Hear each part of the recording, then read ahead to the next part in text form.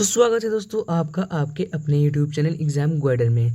दोस्तों आज की इस वीडियो में हम लोग बात करने वाले हैं यूपी बोर्ड परीक्षा 2024 के छात्रों के लिए जो इस बार क्लास 10th में है और अपनी यूपी बोर्ड परीक्षा 2024 में देंगे।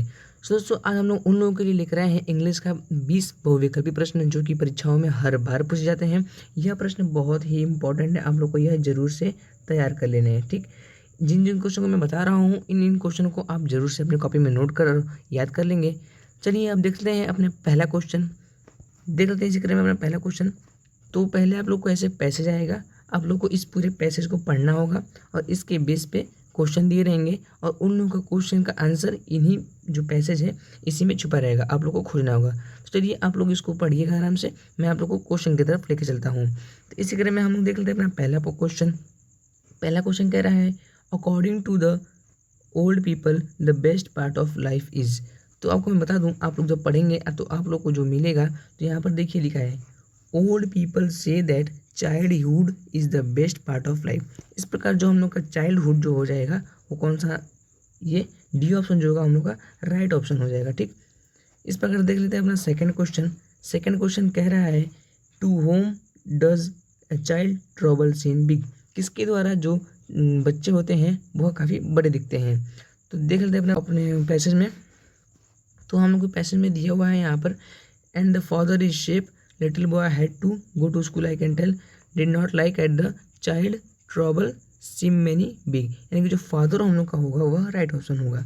इस प्रकार यहाँ पर जो हम लोग का पहला ऑप्शन है फादर, बी ऑप्शन है मदर, सी ऑप्शन है चाइल्ड और डी ऑप्शन है to his friend and his. तो इस प्रकार जो हम लोग का फर्स्ट ऑप्शन जो है होगा वह राइट हो जाएगा। ठीक, सेकेंड का ए यानी कि टू फादर।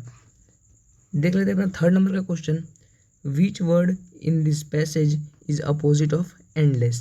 पहले तो आप लोग को एंडलेस का हिंदी मीनिंग निकालना होगा। एंडलेस मतलब जो कभी ख़त्म ना हो, यानी कि अनंत। अनंत को इंग्लिश में क्या कहते हैं, तो अनंत को इंग्लिश में इनफाइनाइट कहते हैं। ठीक, यहाँ पर आप लोग हिंदी निकाल लिए और हिंदी का इंग्लिश बना लेंगे।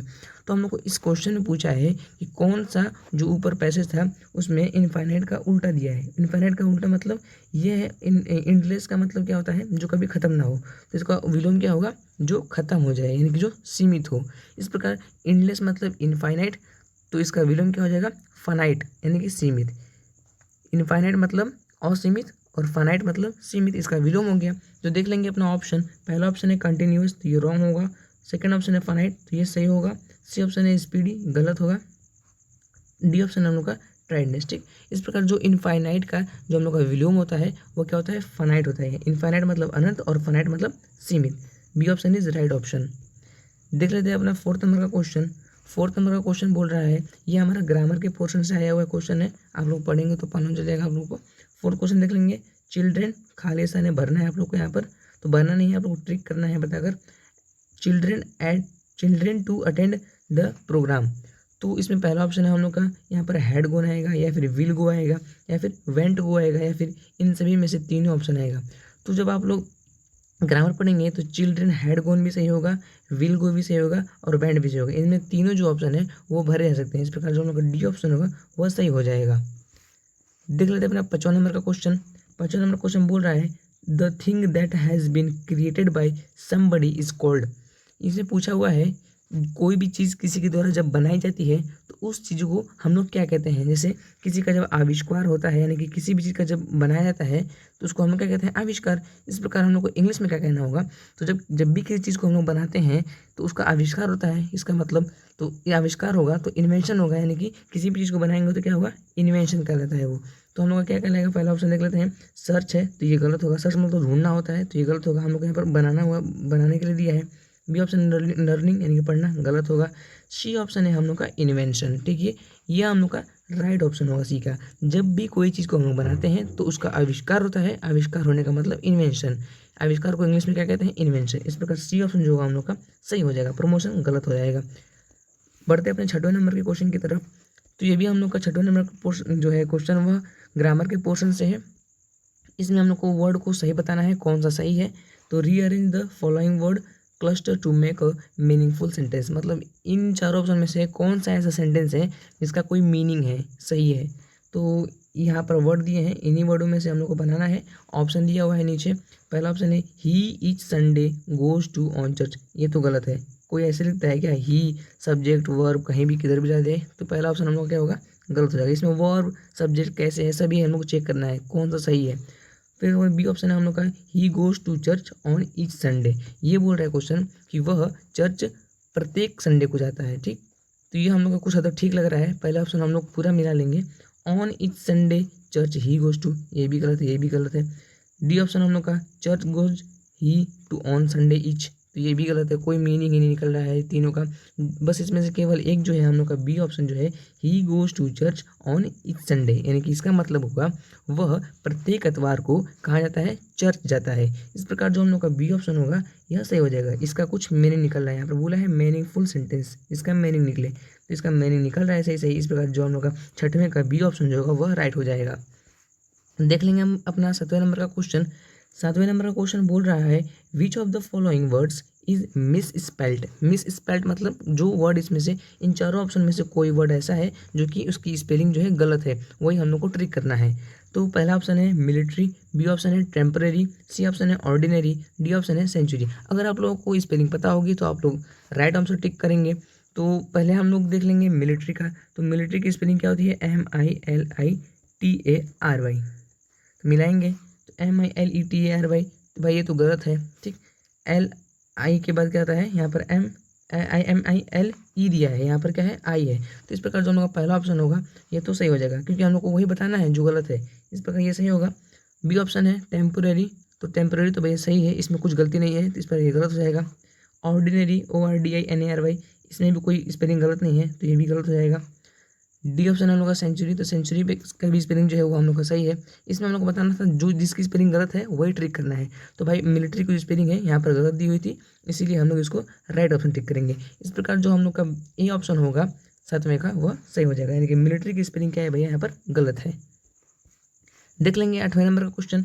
8वें नंबर का क्वेश्चन बोल रहा है, the teacher pointed the mistake and Sheela correct it. तो आप लोग को बताना है यहाँ पर कौन सा भरा जाएगा, अपॉन भरा जाएगा या फिर टू या फिर ऑफ या फिर आउट। तो आप लोग कभी देखे होंगे अपने टीचर्स को, वो कहते हैं कि अपनी गलतियों को पॉइंट आउट करो, यानी कि मार्क आउट करो। पॉइंट के बाद क्या आएगा, आउट आना चाहिए, यहाँ पर आउट भरा जाएगा। इस प्रकार जो हम लोग का डी ऑप्शन है वो क्या होगा, सही होगा। ठीक, पॉइंट आउट, यहाँ पर क्या आएगा, आउट आएगा। 8वें का डी सही हो जाएगा। देख लेंगे अब अपना 9वें नंबर क्वेश्चन। तो 9वें नंबर क्वेश्चन को पढ़ने से मतलब जानने से पहले हम लोग को यह पैसेज पढ़ना होगा। ठीक, इसी में उसका आंसर दिया होगा। ठीक, देख लेंगे अब। तो मैं आप लोग इसको पढ़ लीजिएगा, मैं क्वेश्चन की तरफ लेकर चलता हूँ आप लोगों को। तो 9वें का क्वेश्चन दिया हुआ है हम लोग का, MR मंडेला यानी कि mister Mandela was not free but his brother and sister were.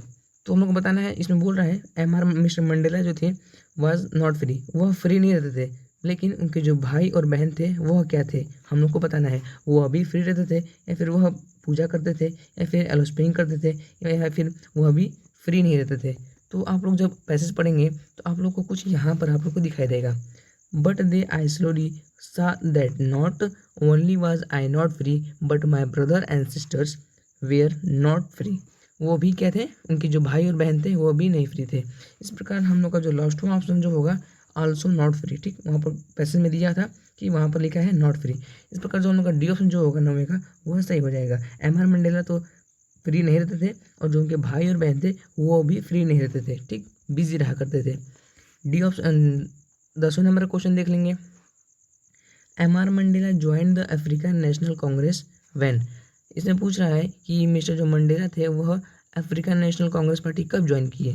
तो पहला ऑप्शन हो जाएगा हमारा कि he found he was free तब, या फिर he found himself in jail, या फिर he found that was unsuccessful, या फिर हम लोग का डी ऑप्शन जो दिया हुआ है, he found that his freedom and the freedom of everyone who looked like him was सर्टेल्ड।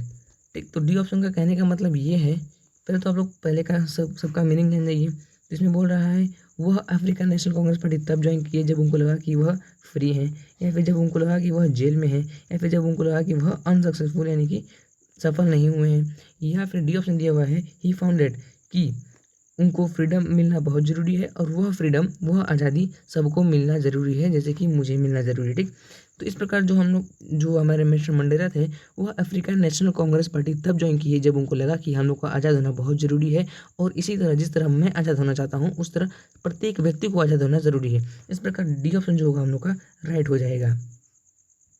देख लेंगे अब अपना 11वें नंबर का क्वेश्चन। तो 11वें नंबर का क्वेश्चन बोल रहा है on the podium was the first swan in as second deputy president.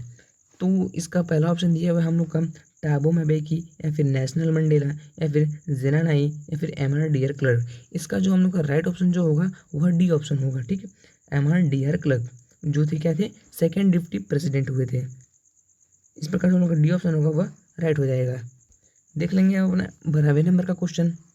तो 12वें नंबर का क्वेश्चन बोल रहा है the poem was about a mother duck and, यहाँ पर कुछ आएगा, भरना होगा आप लोगों को, वही ट्रिक करना है। तो पहला बोल रहा है हम लोग को कि the poem was about a mother duck and father swan. ठीक, यहाँ पर क्या आएगा, फादर स्वान। अगर आप लोग कहानी पढ़े होंगे तो आप लोग को जरूर याद होगा ये। ठीक, तो पहला ऑप्शन है हम लोग का a sister, a brother, a father. A father is right option, a mother, a grandfather तो गलत हो जाएगा तीनों ऑप्शन। ठीक, इस प्रकार जो हम लोग का सी ऑप्शन जो होगा वह राइट हो जाएगा। जो वो कविता थी वह एक डक मदर के बारे में और एक फादर स्वान के बारे में थी, तो ए फादर स्वान हो जाएगा यहाँ पर। 12वें का सी ऑप्शन सही हो जाएगा। तो 12वें का 13वें क्वेश्चन देख लेते हैं हम लोग। During our childhood in Goa the baker use to be our friend companion and, यहाँ पर क्या आएगा, ग्वाइड आएगा, कैंपेनियन एंड ग्वाइड।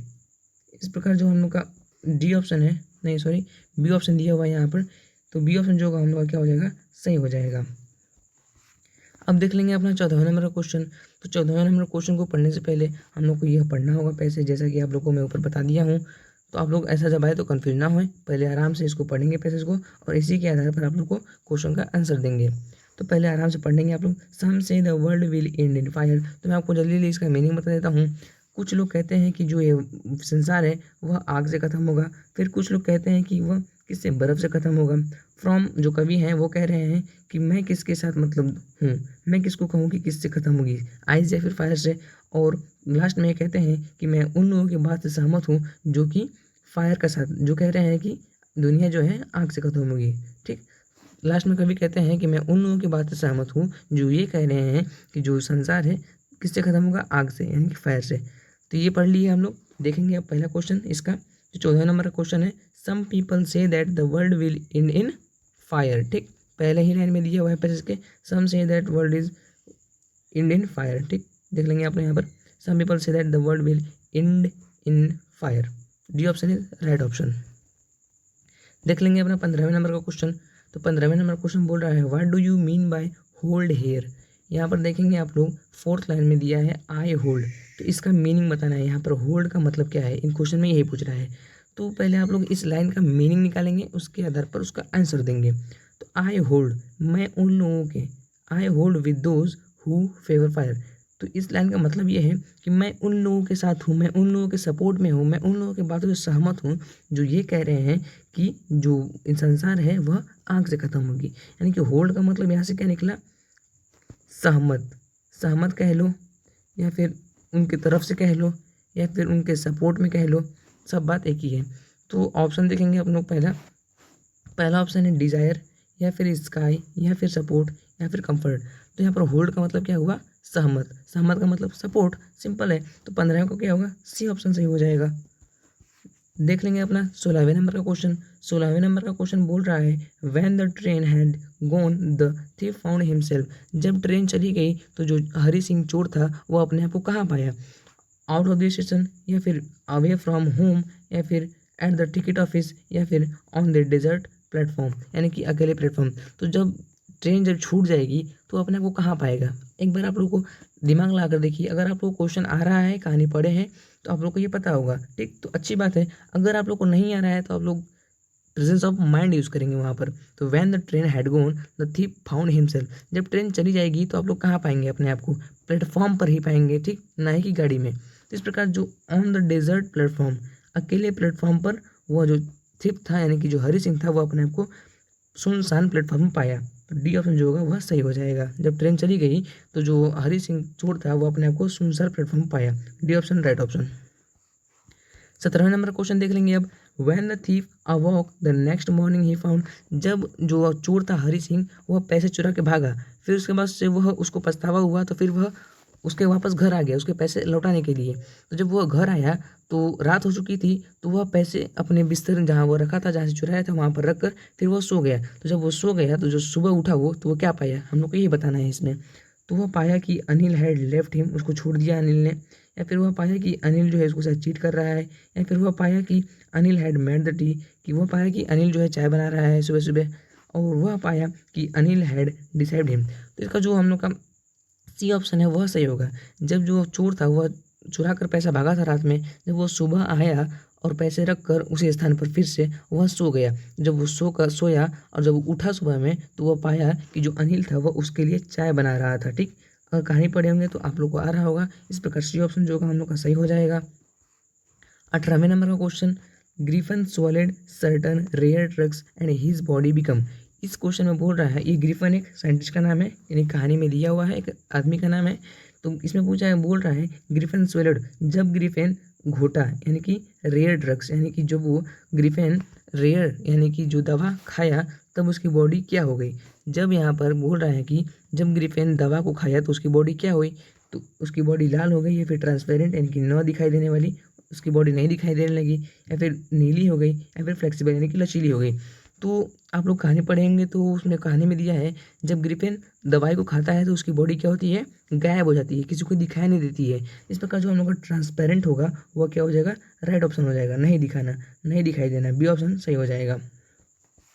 19वां नंबर क्वेश्चन देख लेंगे, Mr. Jaffers the constable had to arrest a man without. इसमें बोल रहा है जो एम.आर. जाफर है वह एक पुलिस कांस्टेबल है और वह किसको अरेस्ट करने आया था। और हेड, जिसका सर नहीं है उस आदमी को, या फिर जिसका लेग है नहीं है उस आदमी को, या फिर जिसकी आंखें नहीं है उस आदमी को अरेस्ट करने आया था, या फिर ग्लासेज यानी कि जिसकी मतलब नाकें जो थी वो ग्लासेज जैसी थी उसको अरेस्ट करने आया था। तो जो एम.आर. जाफर जो पुलिस कांस्टेबल था वह उस आदमी को अरेस्ट करने आया था जिसका सर नहीं था। इस प्रकार पहला ऑप्शन और हेड जो होगा हम लोग का राइट हो जाएगा, 19वें का ए ऑप्शन। देख लेंगे अपना 20वें नंबर question, at Harvard Medical School Richard Ebright began doing experiments because he wanted. वो क्या चाहता था, जो हार्वर्ड मेडिकल स्कूल था वहाँ पर यह जो रिचर्ड है वो एक लड़के का नाम है, जो वहाँ पर कहाँ पर पढ़ता था, तो हार्वर्ड मेडिकल स्कूल में पढ़ता था। तो जो रिचर्ड इब्राइट था वह हार्वर्ड मेडिकल स्कूल में पढ़ता था। तो वह डूइंग एक्सपेरिमेंट बिकॉज ही, वह अपना जो एक्सपेरिमेंट था वह क्यों करता चाहता था, तो बताना है टू सेव हिज सेल्फ, वो अपने आप को सुरक्षित रहना चाहता था, या फिर टू सेव अदर लाइफ, या फिर दूसरों की ज़िंदगी को मतलब बचाना चाहता था, या फिर टू प्रूव द रिएक्शन, या फिर वो अपनी अभिक्रिया को मतलब साबित करना चाहता था, या फिर टू टेस्ट हिज थ्योरी, या फिर वह अपने जो सिद्धांत था उसको टेस्ट करना चाहता था। तो जो हम लोग का रिचर्ड इब्राइट है, जब वह हार्वर्ड मेडिकल स्कूल में गया तो वह इस उद्देश्य से गया कि जो उसका थ्योरी है वह प्रूफ हो जाए, यानी कि जो उसका जो अपना थ्योरी दिया था उसको प्रूफ करना चाहता था। इस प्रकार जो होगा हम लोग का डी ऑप्शन वह सही हो जाएगा, टू टेस्ट हिज थ्योरी, वह अपने थ्योरी को प्रूव टेस्ट या फिर कुछ भी कह सकते हैं, टेस्ट कर लें प्रूव कर लें, डी ऑप्शन सही हो जाएगा।